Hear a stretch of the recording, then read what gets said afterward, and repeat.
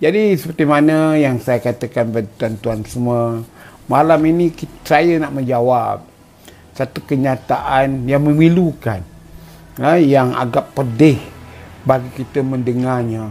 Apabila salah seorang 30 Menteri Kabinet Keluarga Malaysia yang diperdana menterikan Ismail Sabri, yang bernama Dr. Latif Ahmad, seorang doktor perubatan, bukan doktor PhD.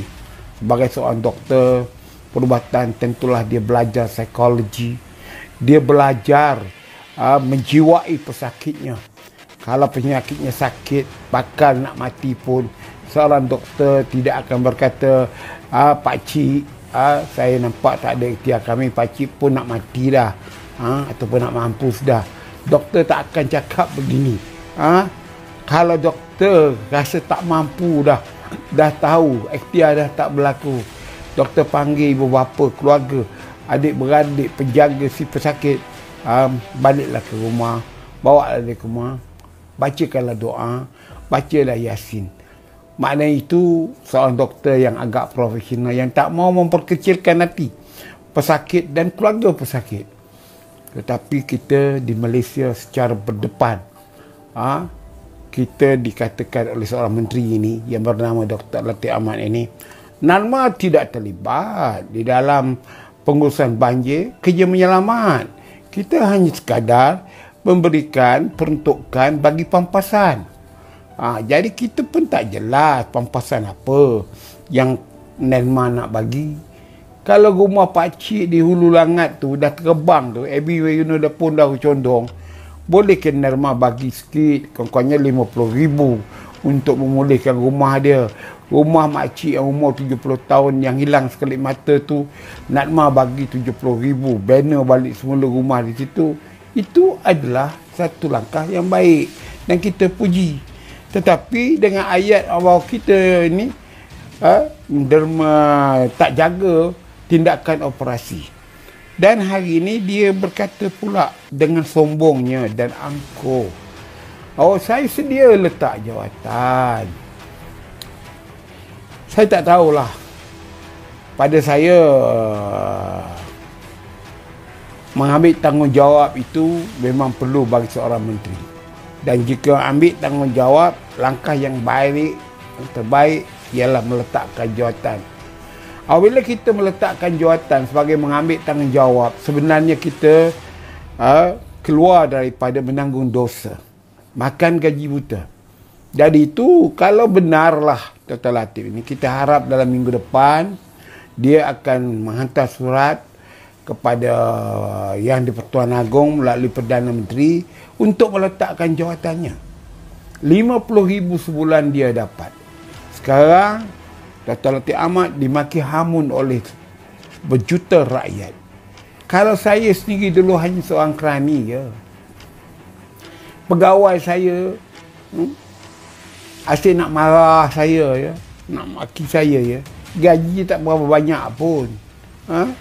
Saya letak jawatan. Saya kata kerja saya bukan untuk dimaki oleh orang. Saya bekerja untuk keluarga saya, nafkah keluarga saya, dan saya berkhidmat secara jujur dan ikhlas untuk negara ini. Jadi kalau ada silap, ada sedikit dalam meeting, mentang-mentanglah awak pegawai atasan saya, awak maki saya, awak kata saya macam-macam, yang menyinggung perasaan saya. Jadi adakah saya menerima gaji daripada maki seorang pegawai pada saya? Dan itu saya mengambil keputusan meletak jawatan. Jadi begitulah dia. Begitu jugalah Dr. Latif ini. Dia berkata bahawa dia sanggup letak jawatan. Kemudian dia kata dengan sombongnya, tanpa menyedari bahawa dia seorang bekas exco bertahun di Johor, menjadi ahli parlimen bertahun di zaman Dr. Mahathir, di zaman Najib, zaman Pak Lah, tak ada ruang langsung untuk jadi menteri. Kerana saya rasa Perdana Menteri itu sama ada Dr. Mahathir, sama ada Datuk Abdullah Ahmad dan juga Datuk Seri Najib, tahu bahawa dia ni seorang yang bangang, seorang yang bodoh, tidak berfikiran waras, seorang yang emosi, seorang yang sombong dan mungkin bongkak. Jadi ketiga Perdana Menteri ini tidak pernah membagi dia jawatan menteri.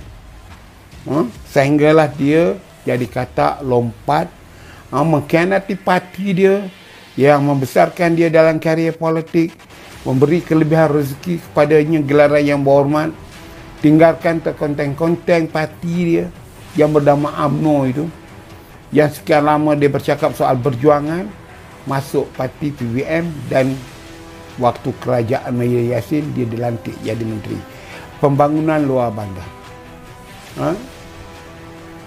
Jadi tuan-tuan dan puan-puan, apabila dikata nak letak jawatan itu, inilah kelemahan pemimpin. Sebenarnya ayat saya bersedia tak jawatan itu ialah lari daripada tanggungjawab dan tak ambil tanggungjawab dan pentingkan diri. Seorang menteri tak perlu letak jawatan. Dalam keadaan sekarang, jadi saya haraplah tuan-tuan dan puan-puan semua, kita haraplah kita semua insaf pada diri kita masing-masing. Jadi tuan-tuan dan puan-puan, dalam malam ini soal letak jawatan itu kita cabarlah dia. Taklah jawatan. Tetapi sebagai seorang menteri yang tahu peraturan, takkan dia tak tahu bahawa membubarkan akta ini bukan semudah itu. Pertama, keputusan kabinet. Kedua, persetujuan Perdana Menteri. Kemudian kena dibawa di Dewan Rakyat untuk membubarkan salah satu akta yang dibentuk oleh kerajaan bagi mementingkan ini. Jadi kita ni seperti dibodohkan, macam tak tahu undang-undang, tak tahu peraturan dalam negara ini, ya. Jadi itu yang saya nak katakan, yang saya nak menjawab isu ini, iaitu apa solution dia. Kita dah merdeka 64 tahun. Keadaan pengurusan banjir yang kelang kabut ini berlaku waktu ini. Waktu kita berusia hampir 65 tahun. Baru berlaku. Dulu-dulu tak pernah berlaku. Apa yang berlaku dahulu-dulu, tak ada pun isunya banjir. Berjalan kemas, teratur, rakyat berpuas hati, tindakan serta-merta. Mission yang pertama, menyelamatkan, memindahkan manta banjir dalam kawasan yang terkepung, memberikan mereka tempat kediaman sementara, menjamin makanan mereka supaya mereka tidak lapar. Itu misi yang dilakukan dulu-dulu. Jadi kalau ditanya apa solusinya, kalau dia letak jawatan, NANMA dibubarkan, solusinya mudah. Back to basic. Balik semula ke asal. Balik semula ke asal, iaitu tubuhkan jawatankuasa bencana alam negara. Bertahun-tahun, sejak zaman saya bekerja tahun 71, banjir dah ada. Dan selepas itu, banjir terus berlaku, sama ada besar, kecil dan sebagainya. Memang bulan 11, bulan 12 akan berlaku banjir. Khasnya di Pantai Timur. Jawatankuasa bencana negara ni secara automatik dipengurusikan oleh Menteri Penerangan. Dialah koordinator. Kebiasaannya Menteri Penerangan sebelum bulan 11, bulan 12 dia dah bermusyawarah dengan jumpa agensi yang terlibat.